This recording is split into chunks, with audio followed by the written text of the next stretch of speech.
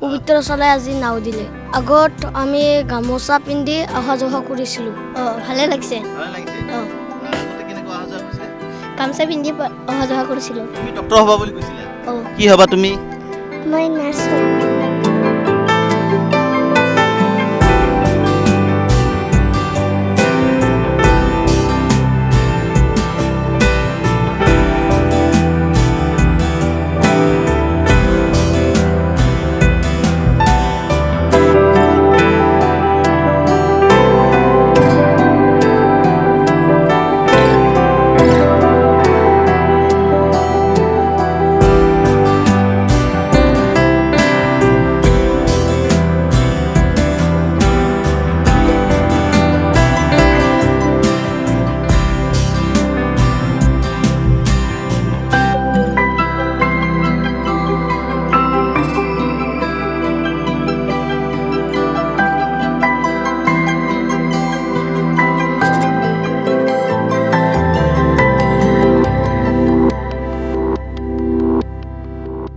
নিশ্চয়কৈ এই মুহূৰ্তত মই অসম মেঘালয় সীমান্তৰ টেকেলিপাৰাত আছোঁ আৰু দেখিবলৈ পোৱা গৈছে টেকেলিপাৰাৰ যি যাতায়াতৰ দুৰ্দশাৰ ছবি, সেই ছবি আমি NKTVত সম্প্ৰচাৰিত কৰিছিলোঁ আৰু তাৰ পিছতেই স্থানীয় বিধায়ক পবিত্ৰ ৰাভাই স্থানত উপস্থিত হৈ তেওঁ ছাত্ৰ ছাত্ৰীসকলৰ যি যাতায়াতৰ দুৰ্দশা, সেই দুৰ্দশা প্ৰত্যক্ষ কৰিছিলে আৰু ছাত্ৰ ছাত্ৰীসকলৰ যাতায়াতৰ সুবিধাৰ্থে এখন নাৱৰ ব্যৱস্থা কৰিছে। যেতিয়ালৈকে এই স্থানত দলং নহয় তেতিয়ালৈকে ছাত্ৰ ছাত্ৰীসকলে এই নাৱেৰে তেওঁলোকে পাৰাপাৰ হ'ব পাৰিব।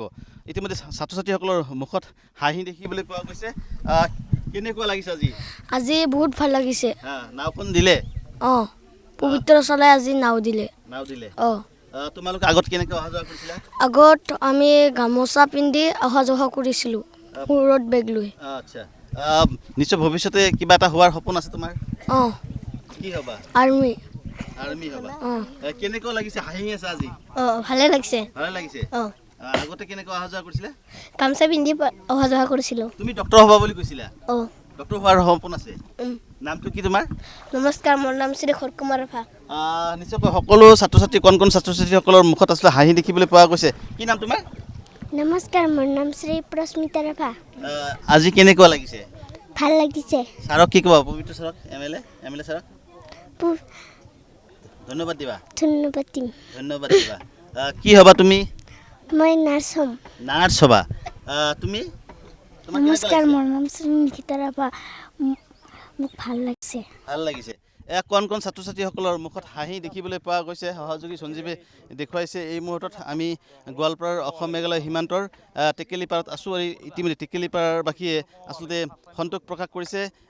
এম এল এ গৰাকীক, বিধায়কগৰাকীক ইতিমধ্যে প্ৰশংসাৰে উপচাই পেলাইছে। বিশেষকৈ দেখিবলৈ পোৱা গৈছিলে আচলতে দীৰ্ঘদিনৰ পৰাই, স্বাধীনতাৰ পিছৰ পৰাই এই অঞ্চলটোত কিন্তু উন্নয়নৰ পোহৰ পৰা নাছিলে। ইয়াত এইটো অঞ্চল পূব গোৱালপাৰা সমষ্টিত আছিলে। গতিকে পূব গোৱালপাৰা সমষ্টিৰ দুবাৰকৈ বিধায়ক তেওঁ ইয়াত আছিলে একে ৰচিদ আলম।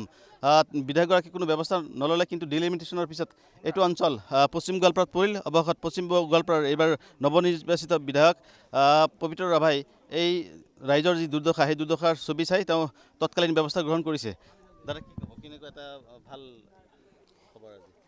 এয়া খুবেই ভাল খবৰ, কাৰণ আপোনালোকৰ সংবাদ মাধ্যমৰ জৰিয়তে যেতিয়া এখন বাতৰি সম্প্ৰচাৰিত হৈছিলে আৰু বাতৰি সম্প্ৰচাৰিত হোৱাৰ লগে লগে পিছদিনাখনে আমাৰ বিধায়ক ডাঙৰীয়া ইয়ালৈ আহে, নিজ চকুৰে এয়া পৰিদৰ্শন কৰে আৰু পৰিদৰ্শনৰ পিছত তেওঁ উপলব্ধি কৰে যে এই কণ ল'ৰা ছোৱালীসকলৰ জীৱনৰ নিৰাপত্তাৰ প্ৰতি লক্ষ্য ৰাখি তেওঁ তাৎক্ষণিকভাৱে এক সপ্তাহৰ ভিতৰত তেওঁ নাৱৰ সুব্যৱস্থা কৰি দিব আৰু এখন পকী দলঙৰ দ্বিতীয় তাৎক্ষণিকভাৱে তেওঁ এইখিনি কৰাৰ বাবে আমি বিধায়ক হিচাপে তেওঁ অশেষ ধন্যবাদ দিছোঁ। কি ক'বা আজি? হয়, পোনপ্ৰথমে NKTVক আমাৰ তৰফৰ পৰা ধন্যবাদ জনাইছোঁ। বহুত কষ্ট কৰি আমাৰ গাঁওখনৰ বাবে নিউজ প্ৰচাৰ কৰিবলৈ আহিছে আৰু আজি আমি বহুত আনন্দিত হৈছোঁ, কাৰণ বহুত দিন ধৰি আমাৰ ইয়াত কোনো উন্নতিৰ পোহৰ পৰা নাই আৰু এতিয়া আমাৰ পবিত্ৰ দাদাই আমাক চকু মেলি চাইছে। তেখেতে এক সপ্তাহৰ ভিতৰত নৌকাখন আনি দিয়াৰ কথা কৈছিলে, কিন্তু 3 দিনতে আনি দিলে। তাৰ বাবে তেখেতক আমাৰ তৰফৰ পৰা, আমাৰ গাঁওখনৰ পৰা বহুত বহুত ধন্যবাদ জনাইছোঁ। আমি গোটেই ৰাইজ, গোটেই গাঁওবাসী আচলতে আমি বহুত আনন্দিত হৈ আছোঁ, আৰু লগতে ছাত্ৰ ছাত্ৰীসকলেও বহুত আনন্দিত হৈ আছে আৰু বহুত ভাল লাগি আছে। হয়, নিশ্চয়কৈ ধন্যবাদ জনাইছোঁ। এয়া দেখিবলৈ পোৱা গৈছে এখন আশাৰ নাও। দীৰ্ঘদিনৰ পৰাই আচলতে তেওঁলোকে সমস্যাত ভোগ কৰি আছিলে, সমস্যাত তেওঁলোকে ভুগি আছিলে। কিন্তু আজি দেখিবলৈ পোৱা গৈছে আশাৰ ৰেঙনি দেখিবলৈ পোৱা গৈছে, কিয়নো এই অঞ্চলটোত আচলতে যেতিয়ালৈকে জিনাৰী নদীত দলং নিৰ্মাণ নহয় তেতিয়ালৈকে এইখন নাৱেৰে তেওঁলোকে অহা যোৱা কৰিব পাৰিব। আমি দেখুৱাইছোঁ এই মুহূৰ্তত গোৱালপাৰা জিলাৰ অসম মেঘালয় সীমান্তৰ টেকেলিপাৰাত আছোঁ, আৰু দেখিবলৈ পোৱা গৈছে এইসকল আচলতে ৰাইজ, মহিলা, যুৱক যুৱতী, তেওঁলোকে এই নদীৰে ভয়াৱহ অৱস্থাত, ভয়ানক অৱস্থাত তেওঁলোকে পাৰ হৈছিলে। আজি যিহেতু এখন নাও আহি পালে, গতিকে তেওঁলোকৰ মুখত হাঁহি দেখিবলৈ পোৱা গৈছে। দাদা, আপুনি হাঁহিছে? হয়, সঁচা মই ভালেই লাগিছে। মই আজি ছাৰক বহুত ধন্যবাদ দিছোঁ। আজি যি দিওঁ তাই প্ৰতিশ্ৰুতি দিছে, মানে 3 দিন ভিতৰতে প্ৰত্যেকজন মানুহৰ মুখতে হাঁহি। হয়, সঁচাই। হয়, ভালেই লাগিছে। তাৎক্ষণিক ব্যৱস্থা 3 দিনৰ ভিতৰতে 3 দিন ভিতৰতে মানে তাই আহি মানে প্ৰতিশ্ৰুতি থৈছে না, মানে আহি পাল আৰু তাই কয় যিৰকম কৈছে তাই এনেধৰণৰ আহি পাল। আজি আমাক বিৰাট ভাল লাগিল। তাৎক্ষণিকভাৱে নাও এখন দিলে, ইয়াত দলঙো হ'ব। দলংটো হ'ব গৈছে, আৰু এই যিমানখিনি মানে দলং নহয় পৰ্যন্ত মানে এই নাওটা মানে ব্যৱহাৰ কৰোঁ বুলি দিছে। আৰু যিহেতু দলং এদিন দুদিনতো নহয়, গতিকে নাওখনৰ ব্যৱস্থা দিয়ে। এনেকাই কৈছে আৰু তাই ছাৰে, মানে যিমান দিনখানি দলং হ'ব, মানে এইখিনি দিন পৰা মানে নাওটা মানে ব্যৱহাৰ কৰিব দিছে আৰু কি। নিশ্চয়কৈ ইয়াত দেখিবলৈ পোৱা গৈছে, সহযোগী সঞ্জীৱে দেখুৱাইছে। মই এগৰাকী বয়োবৃদ্ধ লোক আছে, তেওঁৰ প্ৰতিক্ৰিয়া ল'ম।